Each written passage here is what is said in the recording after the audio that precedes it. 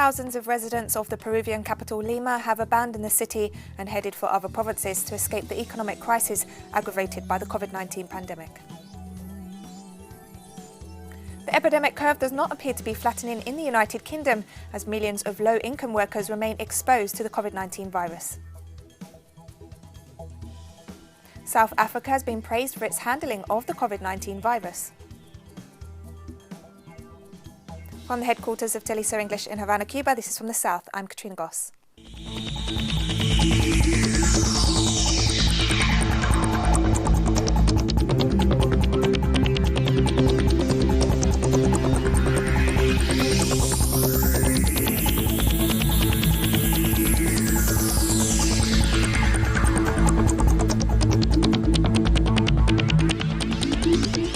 Thousands of residents of the Peruvian capital Lima have abandoned the city and headed for other provinces to escape the economic crisis aggravated by the COVID-19 pandemic. The absence of employment opportunities, the high percentage of informal jobs, as well as the collapse of the health system have seen Peruvians move to inland areas. The lockdown that started on March 16th has led to increasing poverty in the Andean country, the second most affected by the coronavirus in Latin America, with almost 20,000 cases and over 500 fatalities. With the number of cases rising, the quarantine was extended yesterday until May 10th.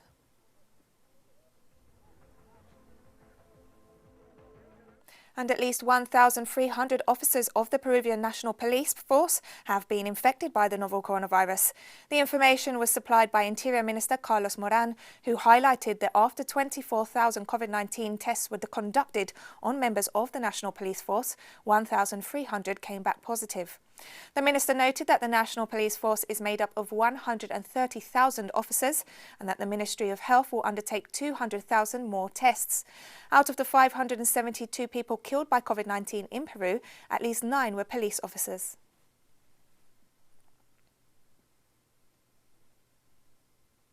In the emblematic Colón Theatre of the Argentinian capital Buenos Aires, sewing workshops continue to function, however not to make costumes or ballet shoes, but rather face masks that will be donated to the volunteers assisting the population during the COVID-19 pandemic. Between Tuesday and Friday, 50 volunteers from the tailoring, painting, scenery, special effects, props and stage machinery areas wash and cut thick strips of fabric with which the masks are sewn together. The use of face masks is now mandatory in the Argentinian capital, which has the second highest number of coronavirus cases after the province of Buenos Aires. Argentina has so far reported 3,288 cases of COVID-19 and 159 deaths.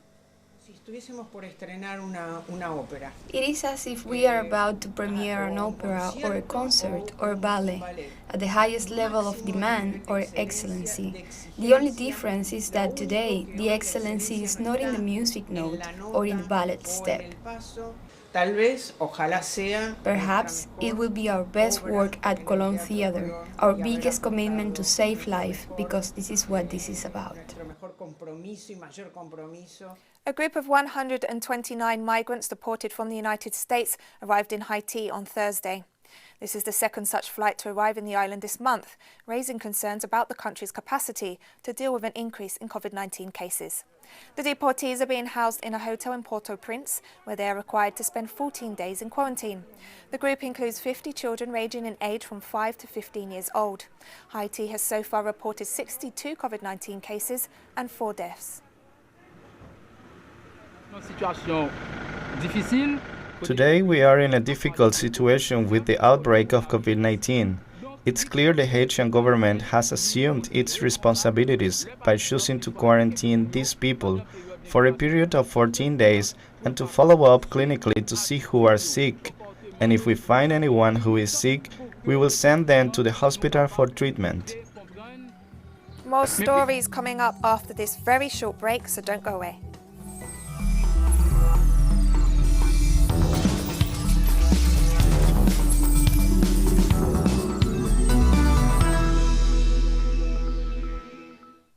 Welcome back to From the South. Some states across the US, including Georgia and Oklahoma, have drawn up plans to reopen their economies after weeks of restrictions to contain the spread of the novel coronavirus.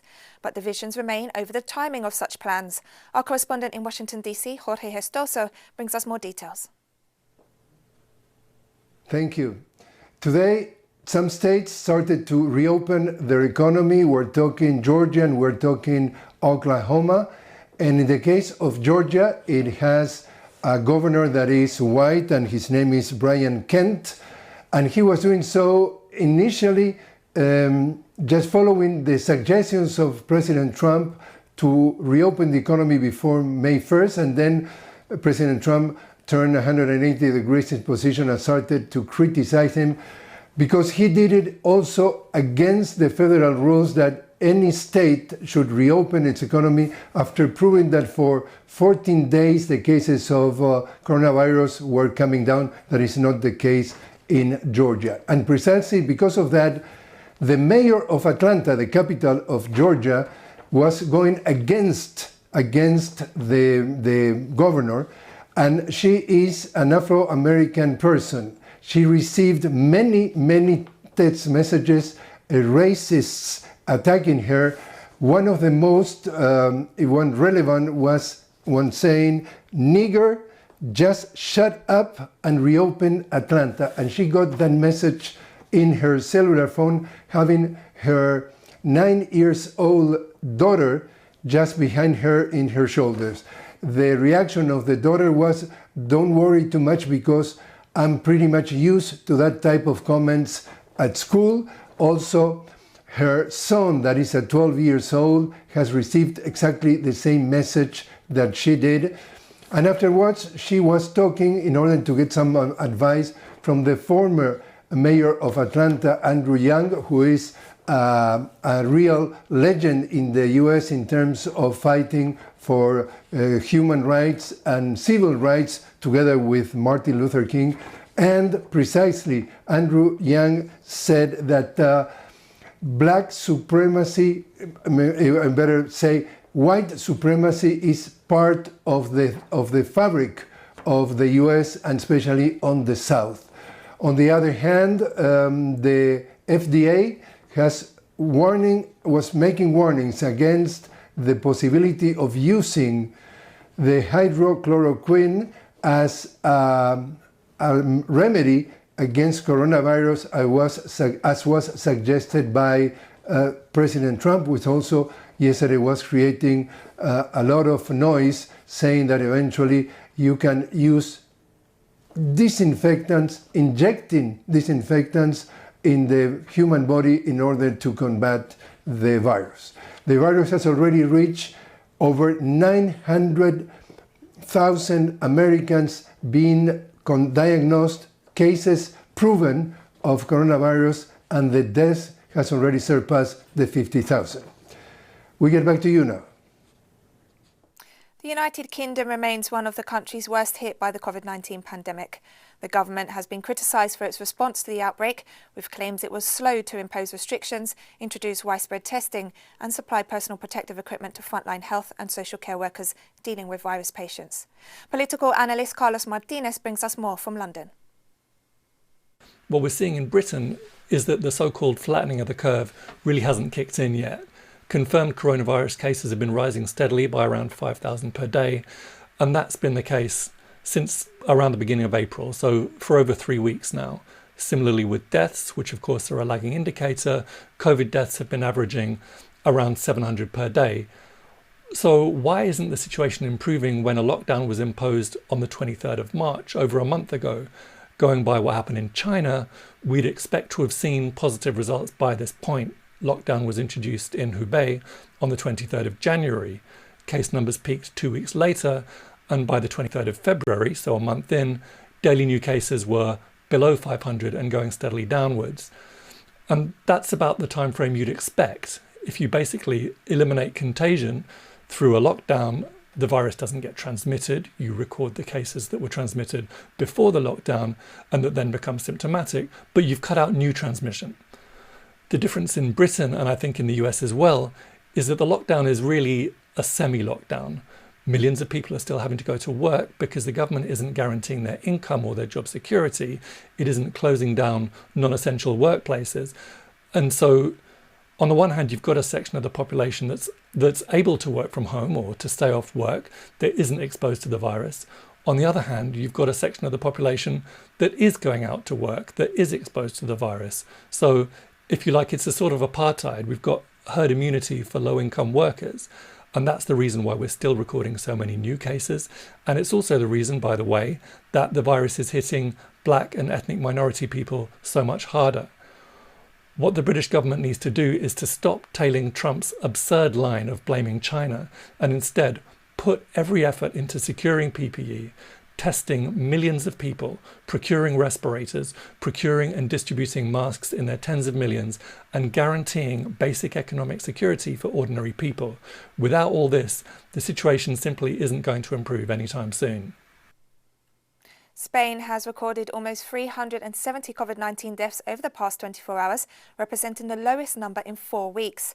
Meanwhile, the Spanish government has confirmed that the state of emergency will remain in place for 2 more weeks until May 9th. Today we have a total of 2,796 new cases compared to yesterday, an increase of 1.4%. That's the best figure we've had in many weeks. But not only that, I think there's another data that must be valued together, and that is because it's the first day that we can announce a higher number of healed people than of new cases reported. Today we have 3,105 new cases cured, which means an increase of 3.5% compared to the previous day. Japan's emergency medicine organisations on Friday said emergency medical care in the nation has begun to collapse, with many hospitals turning away patients who have fever or other symptoms of the novel coronavirus. The Japanese Association for Acute Medicine and the Japanese Society for Emergency Medicine held an online news briefing and called for increased testing to facilitate the transfer of patients to appropriate medical facilities so that emergency rooms can be freed up to treat non-COVID-19 patients in a critical condition. One health facility reported it was providing its staff with 1 surgical mask every 2 days and 1 N95 mask a week. Japan rates as one of the 10 worst hit countries in Asia, with more than 12,000 cases of COVID-19 and a death toll of over 300.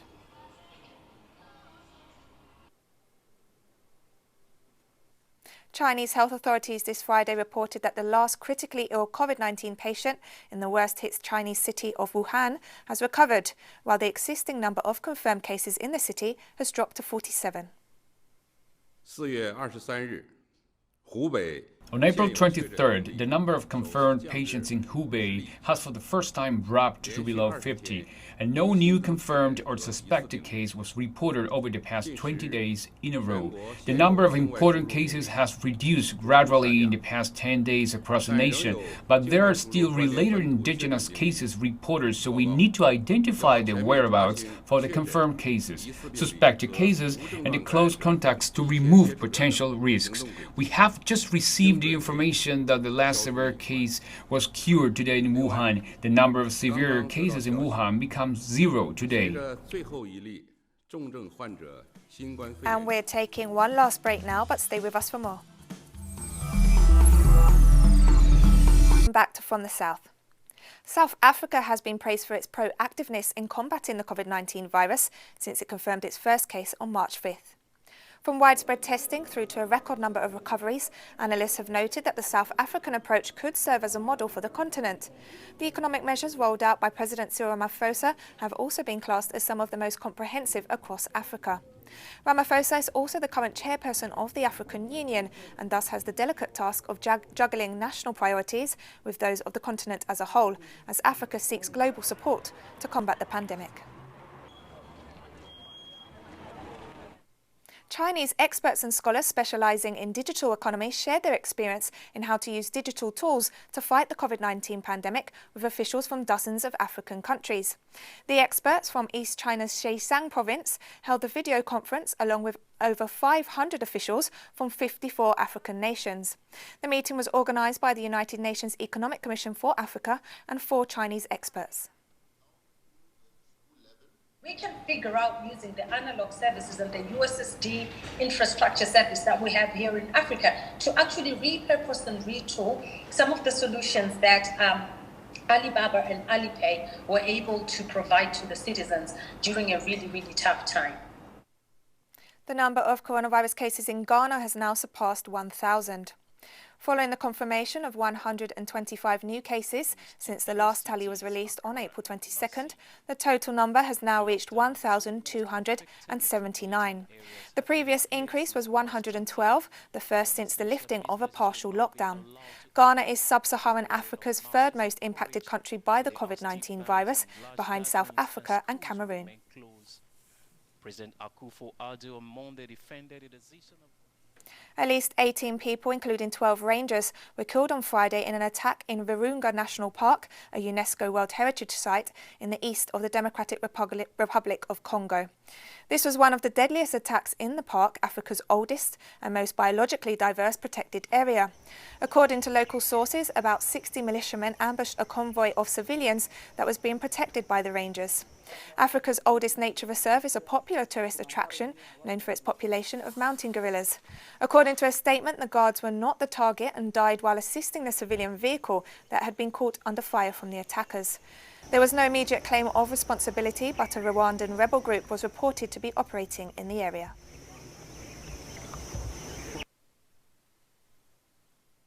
People in Egypt are celebrating Ramadan despite the restrictions of the COVID-19 pandemic and a sandstorm that further clouded the first day of the month of fasting. However, residents of Cairo said they are struggling to maintain high spirits this Ramadan. Muslims have found themselves cut off from much of what makes the month special as authorities fight the pandemic. Egypt is the most affected country in the African continent, with over 4,000 confirmed COVID-19 cases and almost 300 fatalities. The Egyptian government has banned public gatherings, including prayers at mosques. The cabinet announced on Thursday that a nightly curfew will begin at 9 p.m. instead of 8 p.m. as of Friday, the first day of Ramadan.